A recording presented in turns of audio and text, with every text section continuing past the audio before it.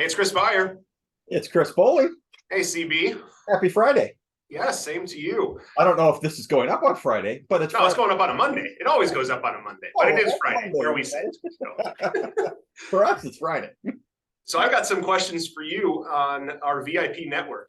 I know we've talked about that in some previous recordings. We've had discussion on how the VIP network started, its merger in with Nomi Health. But if you wouldn't mind, give us a little refresh on what the VIP network is and why we created that for our self-funded employers.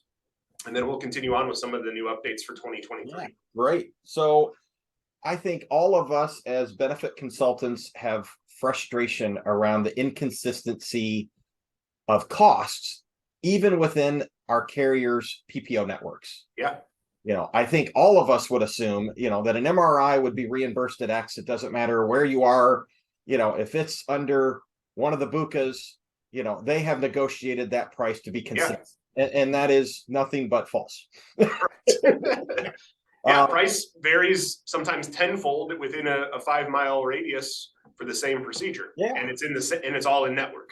You bet. And I think what the carriers have done well is they're giving us and the consumer a lot more information about quality, right? I mean, there's hearts and 2 hearts and all kinds of things. But the price and the quality don't always match. Just because it's the most expensive doesn't mean it's going to be the best provider. And that's really how the VIP network started, is that we wanted to get consistency in pricing for the same exact thing within a general area.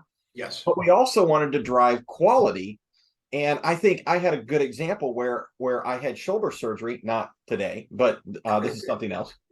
And that orthopedic surgeon sewed me up so tight that he had to go in and redo it. And we paid that's brutal. $2,000 for each one. And once again, that's unfair for me because unfortunately it was in 2 different plan years. So I had tough deductible. Super unfair for our self-funded health plan because they had twice. So that's the other thing that we've done within the VIP network is that we've created bundles, and that's so different than what all of us are used to. This surgery I just had was not a bundle. I will probably get 13 EOBs with list bills of everything that was done. Yep. All the different aspects. Anybody that was in the room is a different EOB. Correct. And it's confusing. It's confusing for you as the member. Yes. I'm not going to have a clue who I owe, right? I'm going to be writing checks to anesthesia, surgeon, So far, the only thing that I got a bundle for was the actual surgical center. So that's the other aspect of this is how do we make healthcare easier for us to understand and for the consumer to pay? So the bundle helped drove costs down. It's easier for our providers to do one bill. This whole surgery should have been one bill at one price, and it should have been a 90-day bundle, meaning if they got to go back in and fix this elbow again, that's back on them. My self-funded health plan should not have to repay for that. So you talk about that as far as simplicity for the provider. So instead of having to bill a carrier, wait 90 days plus to get reimbursed, maybe there's errors. But the thing we haven't mentioned yet is, about 30% of that cost is being billed to the patient, to you as the member for that procedure. You've got to think that provider's office is spending a ton of time and energy and resources to chase down member responsibility because people have deductibles and out of pockets that they don't want to give up and pay. And we're going to have to fight them and go into collections, that nightmare that exists for the member. Yeah. So, you're right. I will end up paying $3,500 for this surgery. And, that could have been avoided. What was interesting is that, I had to pay for the surgical center 5 days before my surgery. So, once again, for the majority of people, when you're stroking a check for $2,500, you're like, wow, that's going to hurt this month. And absolutely. But yet the provider was like, oh, you can here's a credit card, that you can apply for. Here's all these things. Once again, time, expensive, that's costing the consumer money. It's costing the provider money. It's just a nightmare of a process. So that's really how the VIP network got started, is that how do we reduce cost? Yes. And, once again, I'm a perfect example. I did not need to have this done in a health system. I am Right. fortunate that I'm healthy enough that I could go to a surgical center. That dropped my cost by almost 40% Right. by not going into a health system. So that's the other problem with our PPOs is that we've got the freedom to go wherever we want. Yep. Inside of our VIP network, we were very strategic to make sure we're not putting a health system in the VIP network unless that's the only option we have in that geographical area. That procedure. So Yeah.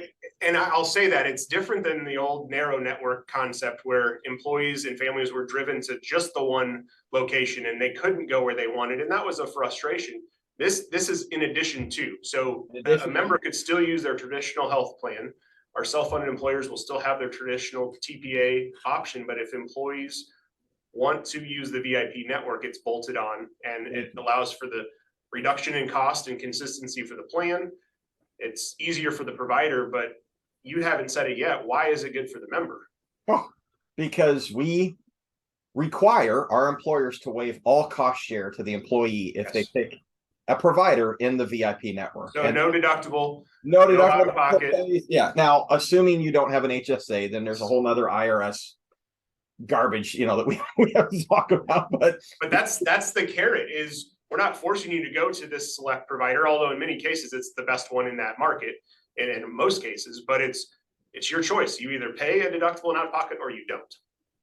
So we kicked this off, in 2021? April 2021 is when we launched it as a pilot program. We ran a pilot. I think we ran 25 procedures through. And then on November 1st of 21, we then we opened it up to our client base. And, we've learned a lot, right, Chris? I mean, we learned, I could not imagine how much time and effort we spent, not our clients, not our members, of just one of the biggest issues we had was how do you keep Chris Bowling in our VIP network? For example, before this, I had to have labs drawn. Before this, I had to have an EKG.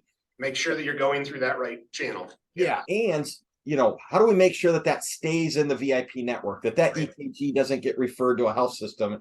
It goes directly to the cardiology group that's in our network. So it's all those things. But man, now that we've got these bugs worked out, it's working great. Now, what's so exciting for 2023?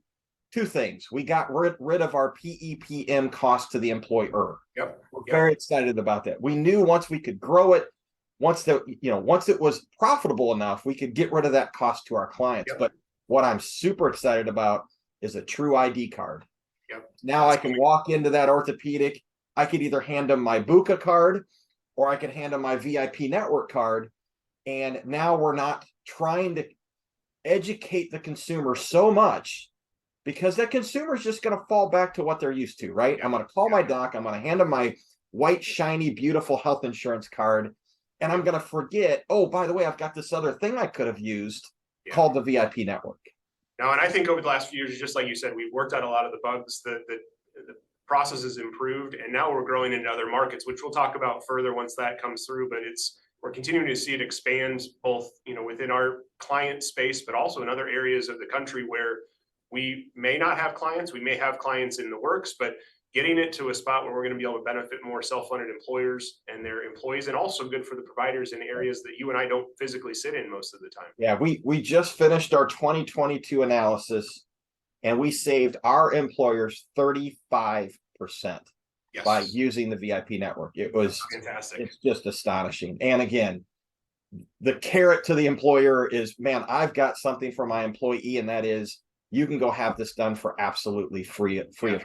So I mean, it's changing the concept of we've got to raise deductibles and member responsibility and payroll deductions to afford this increase in our healthcare cost, to now saying employees, here's a free opportunity for you to receive healthcare. I mean, it's a great retention tool. So Chris, I know we'll have some more updates as the year goes on, but thanks for sharing a little bit more about what's happening with VIP. Oh, it is my pleasure. I can talk about this all day. We have a time limit, so we'll see you. Until next time. Thanks. Thank you.